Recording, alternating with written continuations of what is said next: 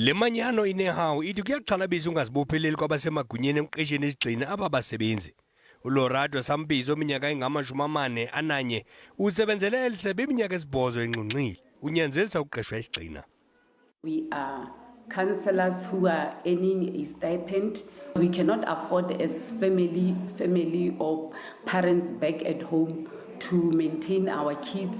We cannot also focus fully on our job because we are demoralized by the treatment that we are given by the department. Le manyano ityhola abasemagunyeni kwezempilo ngokuxhaphaza abasebenzi. They are treated as slaves, and we think that that must come to an end. As iNEHAWU in the Northwest, we believe that they are the heartbeat of the Department of Health in so many aspects, not just primary health. The recent example is the COVID-19.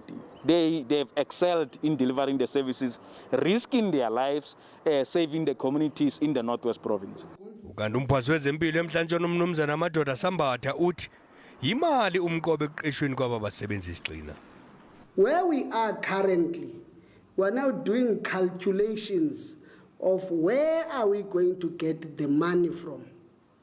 But the principle of us absorbing them, we agree. On absorption, we agree. We are working the issue of funding the absorption. Kwakutyabula urhulumente ngaphezulu kwe-1.2 billion rand ngonyaka xa kungaqeshwa isigxina abanomakhaya utshilo.